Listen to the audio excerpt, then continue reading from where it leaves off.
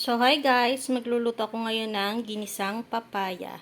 So, ayan na. Nabalatan ko na siya. Tapos, yung balat, ayan. Nilaga ko po siya. Lalaga pa pala. So, mamaya papakita ko kung anong gagawin ko sa balat. Bakit ko siya nilaga. So, ayan na. Luto na. Sasalain natin. Maitim yung tubig kasi nasunog yan. Nilagyan ko lang ulit ng tubig. So, ayan nga, dumikit yung balat sa lutuan. Dahil naubusan ng tubig kanina, nakalimutan ko. So, ayan, pinipiga ko siya. Pigaan-pigaan mo lang, kunin mo yung tubig. Kahit hindi naman pigaan, okay lang. So, ganito po yung ginagawa ko sa mga leftovers ko. Niluluto ko siya. Tapos, ayan, pinapakain ko siya sa aking manok. Yung breed pala ng manok ko is Red Rhode Island Chicken. So, nung mga chikiting pa lang yan, bili ko dyan is 120 pesos. Sobrang lalaki po ng mga manok na yan. 5 months pa lang yan, pero yung kilos niya nasa 5 kilos. 4 to 5 kilos yung lalaki. Yung babae nasa 2 to 3 kilos. Maliliit yung babae. So, ayan naman yung sinaing na tulingan. Nagsaing ako niyan, binili ko kahapon. Tapos meron akong ginawang lamayo. Lamayo tawag sa amin yan eh. Hindi ko alam ano bang tawag nun sa Tagalog. Kalimutan ko. So, yan yung isdang yan, mahaba yan, itim, kulay itim. Ganyan po lagi yung ginagawa ko dahil masarap po yan. Minamarinate po yan sa toyo, tsaka suka. Pero yan, konting toyo lang nilagay ko. So, kaya puti siya.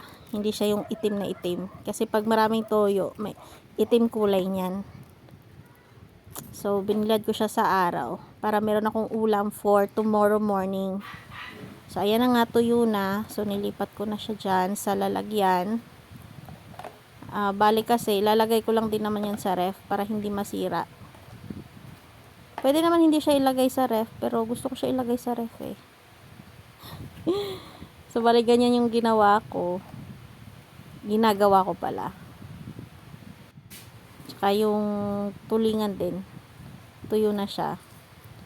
Sinaing na tulingan yan. Gustong gusto kong gumawa ng ganyan kasi pag pinirito mo siya, para siyang tuyo pero malasa. Mas malasang klase ng tuyo yung kinalabasan ng sinaing na tulingan. So, yan, mga favorite ko yung mga ginagawa ko sa isda. Ganyan. So, ngayon naman, magluluto ako ng ginisang papaya. So, ayan, nilagay ko na yung aking mga ingredients. Sabay ko nang igigisa yan, yung sibuyas, bawang, tsaka luya. Tapos, pag nagisa na ng konti, pwede na ilagay yung ginayat na papaya. So, ganyan lang kasimple yung luto ko. Try nyo din. Napakasarap po nito. May tanim kasi akong papaya, kaya pwede ako magluto ng maramihan. Kahit ako lang naman mag-isa kakain. Pero actually kasi yan, gagawin ko, bibigay ko yan sa mama ko, tsaka magbibigay din ako sa pinsan ko. Kaya dinadamihan ko para makapagbigay ako sa iba ng ulam. Ika nga, be generous. So, nilagay ko na yung sili, tapos lagyan natin ng asin, pampalasa. Lagyan natin ng So, ayan, Nor chicken naman yung nilagay ko. May bawas na yan kasi nagamit ko na yung 1/4 dyan. So, yan lang. Tapos, nilagyan ko pa siya ng Nor seasoning. Another pampalasa. So, ayan. Ganyan lang kasimple nga. Magluto ng ganyan. Tapos, lagyan natin ng gata. So, yung gatang to, kahapon ko pa po ito binili. Kaya, nilagay ko sa freezer para hindi masira. So, ganyan po yung gagawin nyo sa fresh gata.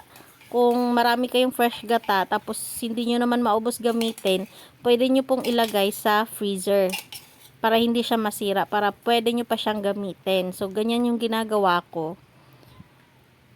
So, maglalast din yan mga 2 to 3 days. I don't know lang kasi hindi ko pa na-try kung yung matagal talaga. So, ayan, nilagyan ko na pala ng patis. Another pampalasa. Pag kulang pa sa panlasa, lagyan natin ng patis. So, ayan, nilagay ko na yung pinirito kong isda. So, hindi manok yung nilagay ko. Piniritong isda.